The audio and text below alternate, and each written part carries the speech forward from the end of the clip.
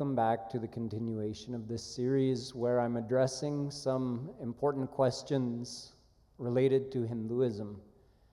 Yesterday we looked at the most basic question: what is the purpose of our life? What is our ultimate goal? And we understood that on one level we can say our ultimate goal is to attain perfect happiness, but then we understood beyond that perfect happiness is God. And we understood beyond that even within the divine realm there are different levels of divine bliss. Brahmanand, Aishwaryanand, Premanand. This is also just in very general terms. There are many more levels, sub-levels within that, but at this time, we're not going to go into that much detail. So we understood yesterday that Premanand, the divine love of Radha and Krishna, is the supreme bliss of the divine world, and that is the ultimate goal of a soul. So that is the aim of everybody's life. That is our prayojan. Even having understood this, there are many doubts that remain in a person's mind, and many of you sitting here may have this doubt that I'm going to address tonight, or you may be faced with people, friends, colleagues, who have this doubt and ask you. The question is it illogical to believe in something you've never seen? We're not saints. The definition of a saint is someone who's seen God. For a saint to believe in God makes sense. They have what we call pratyaksh praman, direct, eyewitness proof of God's existence. They've met God face to face. They've met Shri Krishna or whatever form of God they worshipped. They met face to face. So now it makes perfect sense for them to believe in God. They've seen God with their own eyes. But we are not at that stage. We haven't seen God. Then is it logical for us to believe in God? Some people of a scientific mindset would say, no, that's what you call blind faith. It's not rational to believe in something you haven't perceived or experienced. We could also turn the question and look at it from this angle. Could science ever prove God's existence?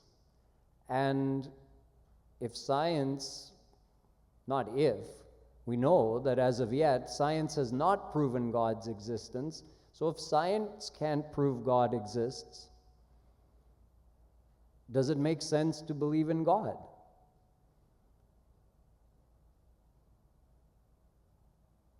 Let's understand the logic behind this. And in the end, I'll show you that science has a place in the world, but the place of science is not the realm of God.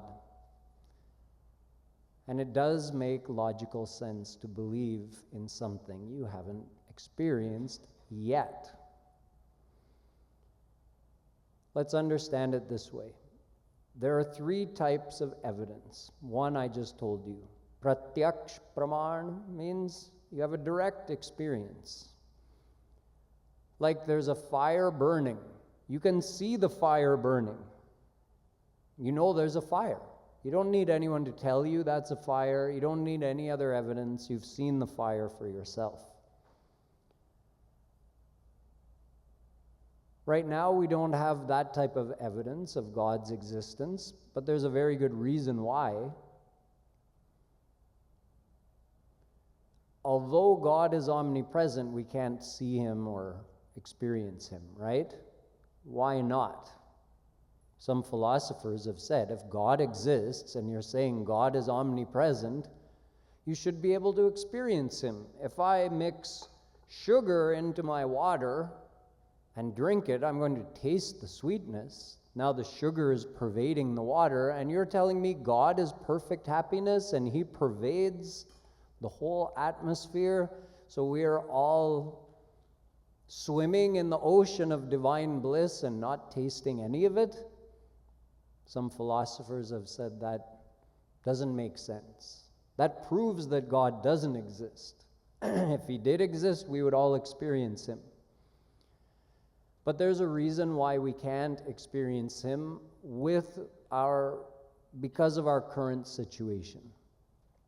I'll take one mantra from Kathopanishad. Indriyebhyah parahyartha arthebhyascha param manah manasastu para buddhir buddheratma mahan parah mahatah mavyaktat purushah parah purushan naparam kinchit sa kashtha sa paragati. Your senses can perceive the objects of the world, but they can't perceive your man. Man is a part of your mind. It's the emotional mind. So it is said that man is beyond your indriya. Your senses can't perceive your emotional mind, so it's beyond your senses. But beyond man is buddhi.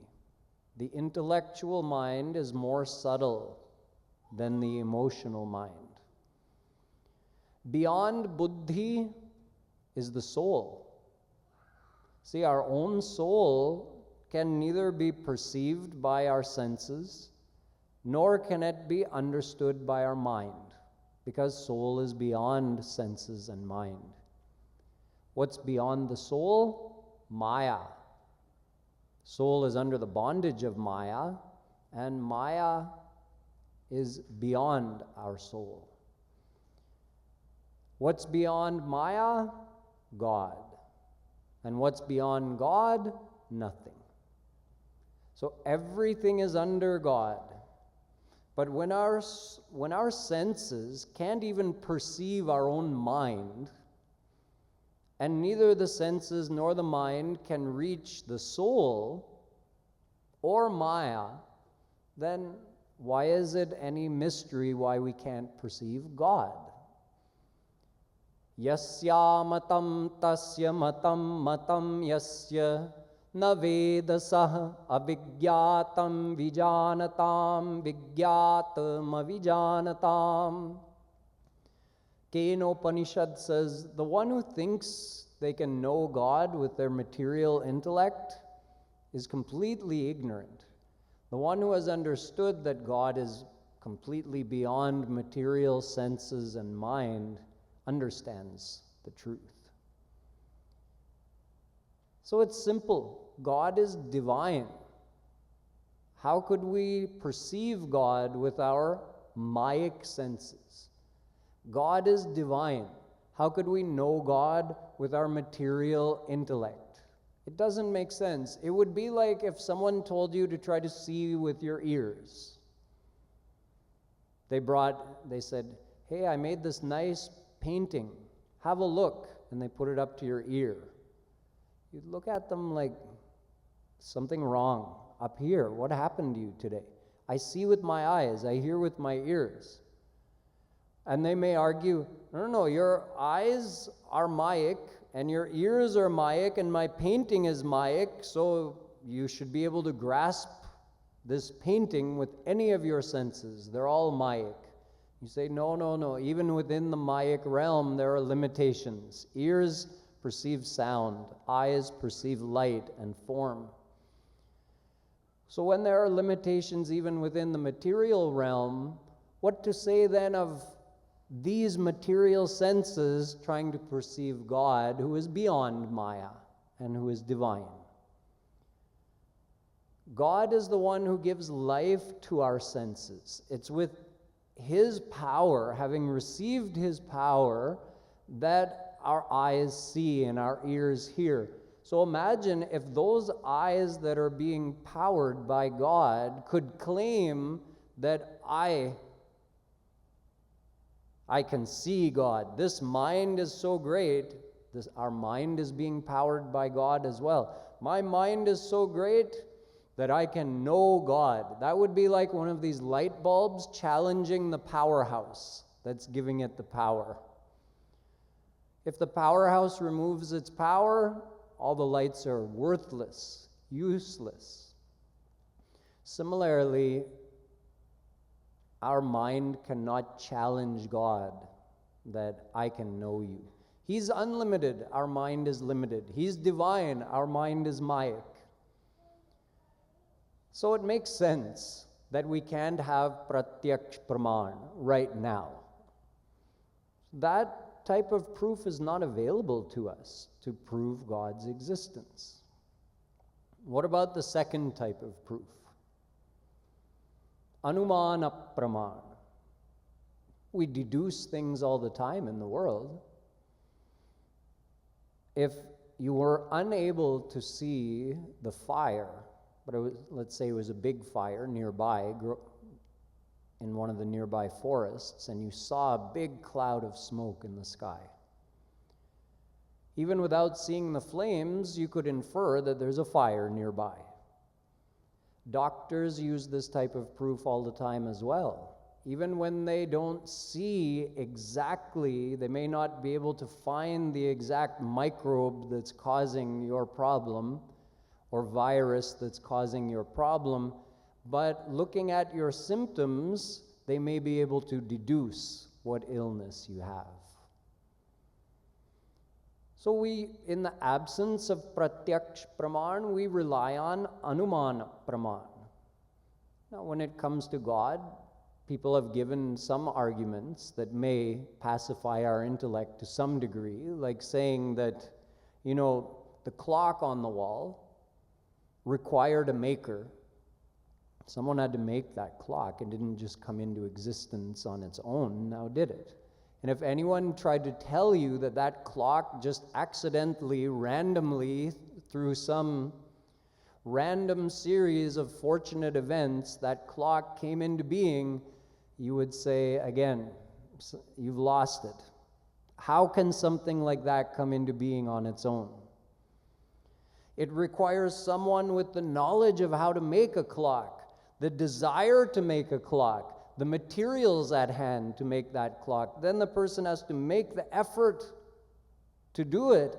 Only then the clock comes into being. And even after it's come into being, you still need someone with the expertise to repair it when it breaks down. In other words, to maintain it and keep it running. So when something as simple as a clock requires all of that, someone could argue, how could you think this universe would just come into being of its own random good luck? That all of this was produced, this systematic universe with solar systems in motion, within galaxies that are in motion, within clusters of galaxies that are in motion, within superclusters of galaxies that are in motion, and everything is perfectly synchronized. And all of that came into being randomly, by chance. Someone could argue that no, there must be some supreme power and some supreme intelligence behind it.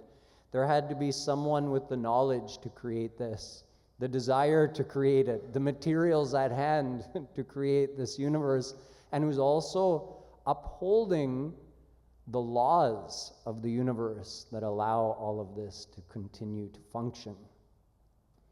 And that would be God. So there are plenty of arguments like that have been made in the scriptures for someone to give a logical, inferential argument for God's existence. But such inferential arguments cannot be accepted as a final proof of God's existence. The doctor who relies on the symptoms has prior knowledge.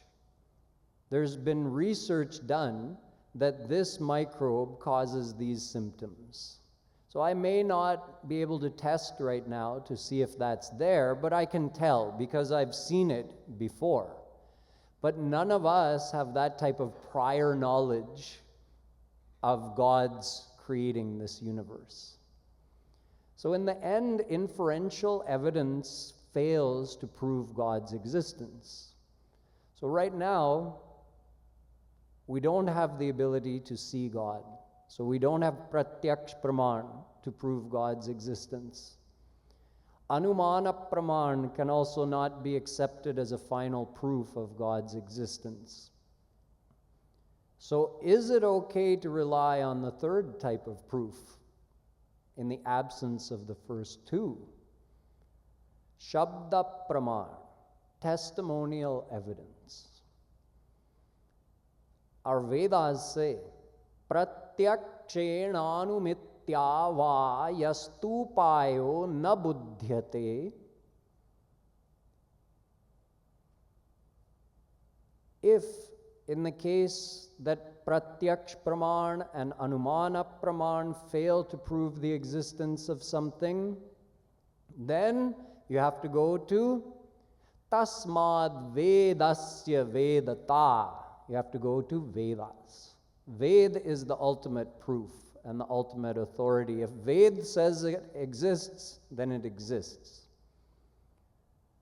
Now here someone might say, wait a minute, why should I accept somebody else's word for something if I haven't seen it myself and if I can't prove it logically? The fact is, we do this all the time in the world. In this world, we are always prepared, or at least many times, we're prepared to accept testimonial evidence for very important things. But we hesitate in the spiritual field to do this. For example, I have no video of me being born. Nor do I have a DNA test proving that my parents are who they say they are. So then why do I accept who my mother is and who my father is? Because they told me. I'm your mother. I'm your father. Such an important thing. You think it's possible that in the history of the world, has any mother or father ever lied to their kids and said they were the mother and father when they actually weren't? Or maybe the mother is the mother, but the father isn't the father. That's also possible. I'm sure it's happened. Then why do we all take our parents' word for it? We don't go out and get a DNA test. We don't have any video evidence of us being born. They told us, and we accept them. This is a good example of something really important in this world, that we take on someone else's word. There's something else really obvious that we all accept, yet we've never seen, and that is many other countries. Even someone who travels a lot might have seen 20 or 30 or 40 or 50 countries in this world, but there are almost 200 different countries in the world. If you haven't been to that country and seen it with your own eyes, why do you believe it exists? You don't have any eyewitness proof of it. You don't have any logical proof of its existence. What do you have? You have a geography textbook telling you that country exists, or you have another person who maybe visited that country and told you, yes, I went to Switzerland. Switzerland is there. It's not just a story made up by other people. I went there and saw Switzerland is real. And you say, okay, Switzerland is real. You've never seen it yourself. What if there was a big conspiracy in the world to make you believe that France exists? If you've never been there, isn't it possible that a bunch of people got together one day and decided, let's make up a story about the existence of a country that is not real, and will create some fake history about this country and will add it to all the geography and history books and try to see if people will believe in this country. Isn't that possible? I suppose it's a little far-fetched. But if you haven't been there and seen it for yourself, how do you know that's not the case? You say, no, everybody says it's so. Okay, you're so quick, it's so easy for you to accept other people's word for things. So when saints tell you, I've seen God, God is real, why don't you accept that? They've been to that foreign country and they've come back and said, it's real, I saw it with my own eyes. God is like a foreign country for us. We don't even have the passport or the visa to allow us to go over there. But the saints do. They go and they come back and they tell us God is real. Not only that, but they also point out the path to God. See, if it was just a case of the Vedas and the saints saying, God exists, I'm telling you he exists, so you have to believe me. But there was no chance of us ever experiencing God, then what's the sense believing? Believing has to lead to something. You can get on a plane and go to a foreign country, right?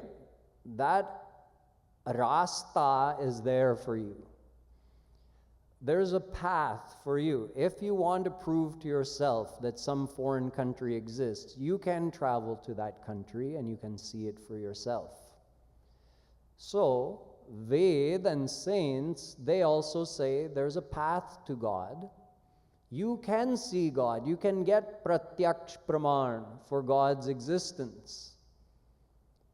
But you have to follow the path. You can't just stay where you are, like someone sitting in America saying, nope, I don't believe Switzerland exists. You guys can, all you people who say you've been to Switzerland, you can keep talking. I don't care. I'm not going to believe you. And they say, oh, well, come with us. We'll show you Switzerland. Really, it exists. Come with us.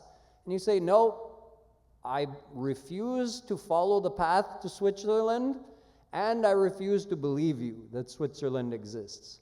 So all the people who have been to Switzerland and seen it, they can just shake their head. There's nothing more they can do to help us.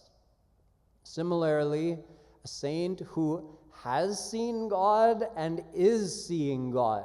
Once you get God realized, you have divine senses. Everywhere you look, you're seeing Krishna. So imagine that saint who is seeing God. He has pratyaksh praman, and he's telling us souls, I can show you the path so you can also see God. And we say, neither do I want to follow your path to God, nor am I going to take your word for God's existence. If you can't show me God right now, I'm not going to believe in him. You at least have to get on the plane and go to Switzerland.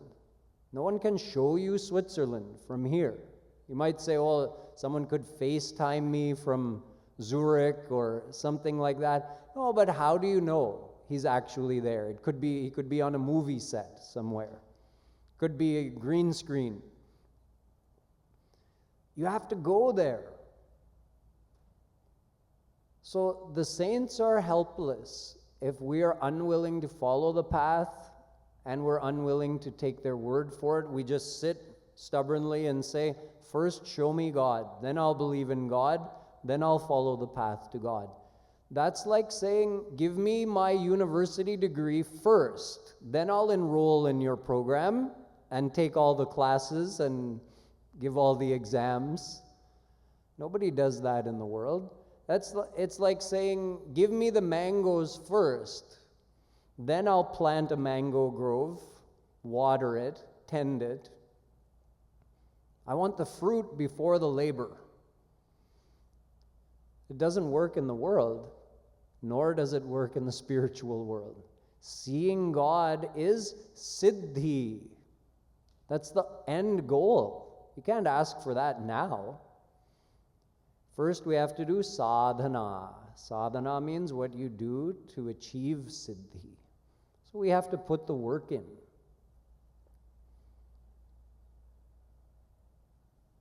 Even if God did show himself to us right now, because he does that during his avatar, it wouldn't benefit us. You might say, just show yourself to me once so that, I can have faith in you, then I'll do sadhana.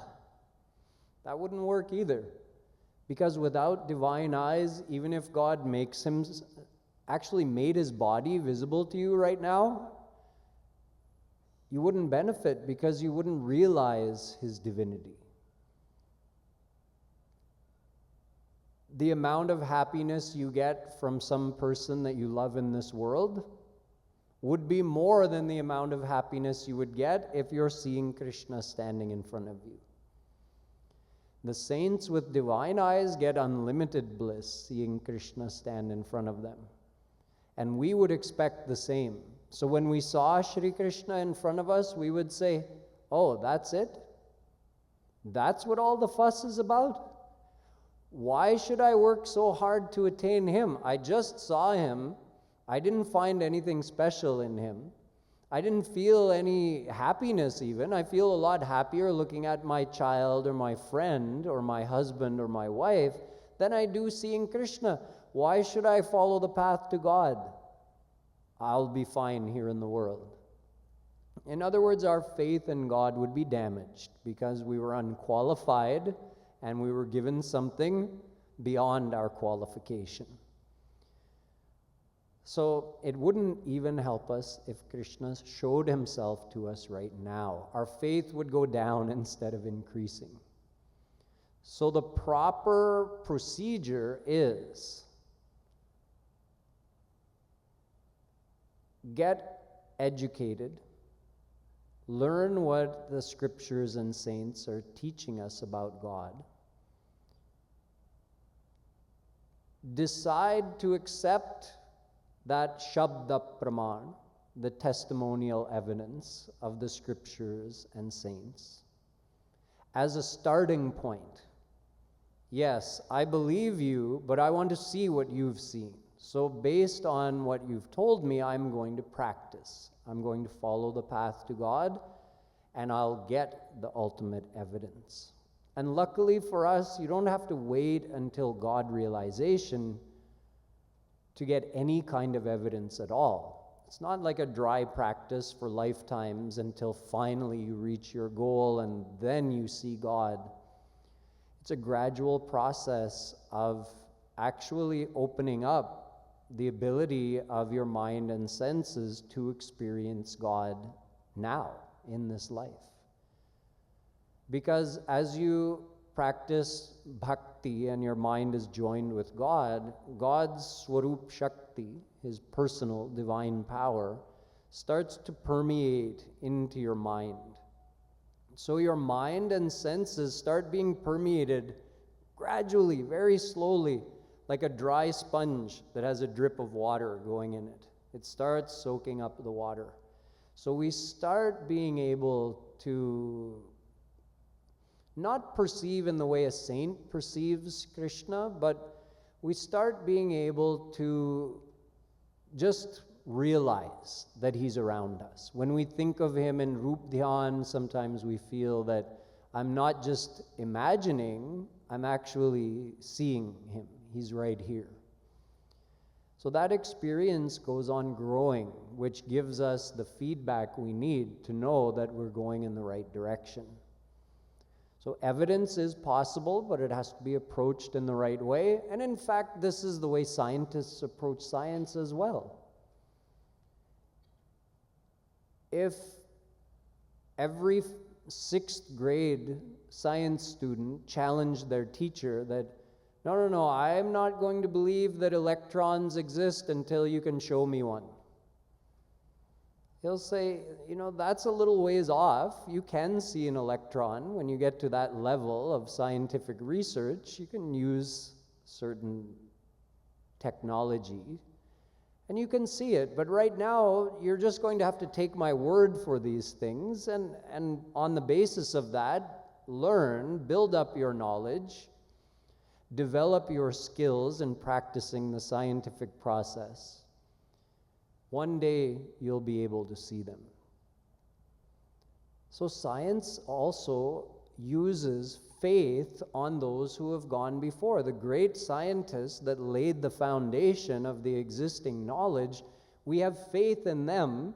We accept that, we assume that what they've told us is true, and on the basis of that, we go ahead. Even scientists follow the same process. So we also do it in spirituality. We take the word of those who have gone before, and then we go further ahead. So in the end, we understand it is logical to have faith. Having faith is not an illogical thing. You have intelligent faith as a means of taking future steps to get the direct proof at a later time. We also know that science will never be able to prove God's existence because God is not the subject of our material senses.